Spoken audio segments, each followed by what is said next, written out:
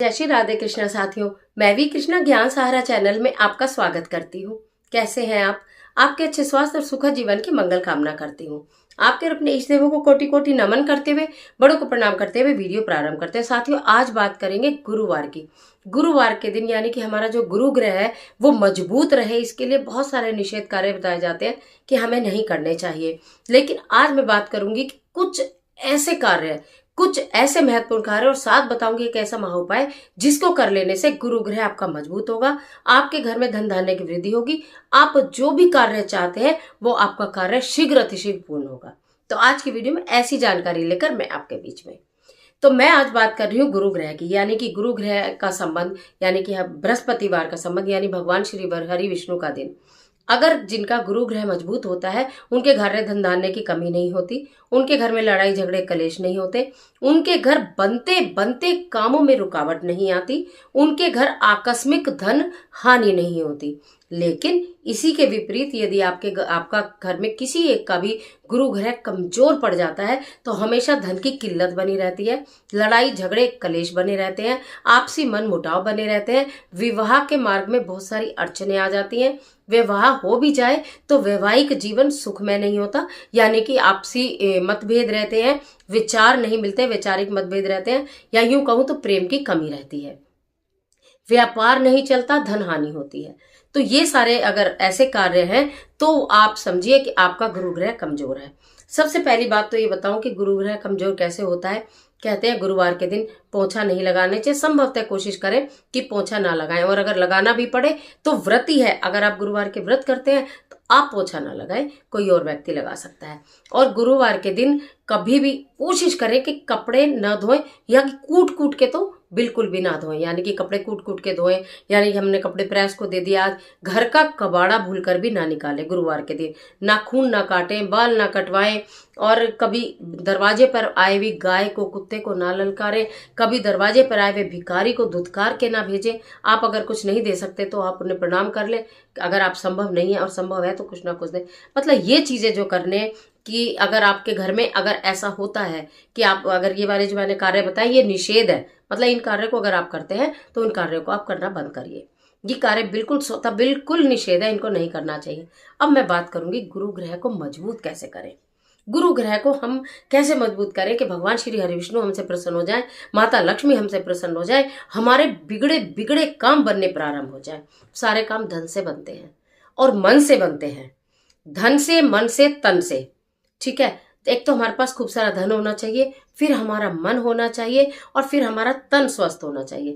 जब ये तीनों चीज होती है तो हमारे सारे काम बनने प्रारंभ हो जाते हैं। तो बात कर रही हूँ कि गुरुवार के दिन हम ऐसा क्या करें भगवान श्री हरि विष्णु और माता लक्ष्मी की कृपा पाने के लिए। अगर आप गुरुवार के व्रत रखती हैं तो भी, और अगर नहीं रखती हैं तो भी, प्रातःकाल जब आप उठे तो आप अपने घर के जो मुख्य द्वार है उसके दोनों तरफ आपको हमेशा ये जरूर मतलब करना ही चाहिए, अपनी आदत में शामिल कर लो कि दोनों जो मुख्य द्वार के दोनों दीवारें हैं उनको स्वच्छ करके और गंगा जल में हल्दी मिलाकर उसका आप स्वास्तिक बना दें। यानी कि सुबह ही सुबह आपने माता लक्ष्मी का आह्वान कर लिया और भगवान श्री हरि विष्णु वहां स्वतः आ जाते हैं जहां माता लक्ष्मी होती है, और जहां भगवान श्री हरि विष्णु प्रसन्न होते हैं वहां माता लक्ष्मी प्रसन्न हो जाती है। आप अपने नहाने के जल में एक चुटकी हल्दी जरूर डालें, और वो जो हल्दी और गंगा जल मिश्रित है उससे आप भगवान को जब पूजा करें, प्रणाम कर ले, तिलक कर ले, तो अपने मस्तक पर, अपने कंठ पर, अपनी नाभि पर अवश्य लगाएं। संभवतः कोशिश करें पीले रंग के वस्त्र पहने। कहा जाता है पीले रंग के वस्त्र पहनने से भी गुरु ग्रह मजबूत होता है गुरुवार के दिन। इसी के साथ साथ आप अपनी आदत में शामिल करें कि एक मुट्ठी चने की दाल पहले ही दिन भिगो दें, भीगी हुई चने की दाल, उसके ऊपर एक चुटकी हल्दी डालें, जरा सा उसके ऊपर गुड़ रखें और गाय को खिलाना प्रारंभ करें। यदि आपको ऐसा लगता है हमें कहीं गैया नहीं मिलेगी तो उस अवस्था में आप चने की दाल को मत भिगोइए, सूखी ही चने की दाल रखिए, थोड़ी सी हल्दी रखिए, थोड़ा सा गुड़ रखिए, 5 रुपए का एक सिक्का रखिए, और भगवान श्री हरि विष्णु के या कान्हा जी के जहां भी सामाजिक तौर पर मंदिर बना हुआ है वहां पर आप रख कर आ जाइए। अब तीसरी अवस्था यह है कि आपको ऐसा लगता है कि ना तो गाय मिलेगी ना तो मंदिर मिलेगा, हेल्पर्स तो सब जगह मिलते हैं, जरूरतमंद तो सब जगह मिलते हैं, तो आप एक काम करिए, फिर उसी हिसाब से फिर 1 पाव यानी 250 ग्राम चने की दाल लीजिए, थोड़ा सा गुड़ लीजिए, और वो उस पे पैसे रखकर आप किसी जरूरतमंद को देना प्रारंभ करिए गुरुवार के दिन। अगर कहीं बाहर हैं आप और आपको ऐसा लगता है हम चने की दाल गुड़ नहीं खरीद पाएंगे तो केले ले लेना, परंतु एक नियम बना लो। देखो साथियों, मैं आपको बताऊं कि जब हम किसी चीज का एक नियम बनाते हैं, मन से नियम को उठाते हैं कि ये कार्य हम करेंगे करेंगे करेंगे, तो प्रभु बहुत प्रसन्न होते हैं। पीली चीज का दान महादान बताया गया है गुरुवार के दिन, चाहे वो गुरुवार कोई भी हो। और अगर आपको पूजा नहीं आप कर रहे हैं और आप केवल दान कर रहे हैं, तो उसमें सूतक पातक पीरियड तीनों का परहेज नहीं होता है। पूजा अगर आप कर रहे हैं तो परहेज है, बाकी और किसी चीज में दान करने में परहेज नहीं होता है। उसके बाद अगर आपको कहीं आसपास केले का वृक्ष है, केले के वृक्ष के दर्शन जरूर करें। एक चुटकी हल्दी युक्त जल केले की जड़ में डालें और थोड़ी सी चने की दाल और गुड़ वहां पर अर्पित करें।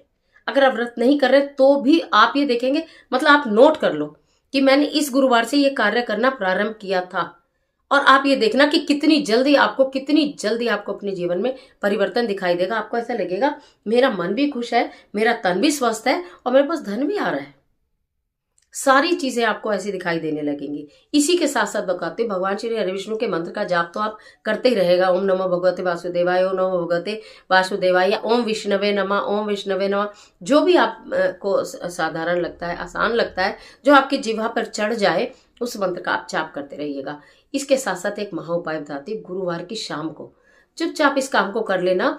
आपको 7 साबुत हल्दी की गांठ लेनी है, 7 साबुत हल्दी की गांठ, 1 गुड़ की डली, एक 5 रुपए का सिक्का, और हमें उसमें थोड़ा सा पीला कपड़ा, समझ में आ गई, थोड़ा सा पीला कपड़ा, 7 हल्दी की साबुत हल्दी की गांठ, थोड़ा सा गुड़, एक 5 रुपए का पीला रंग का सिक्का।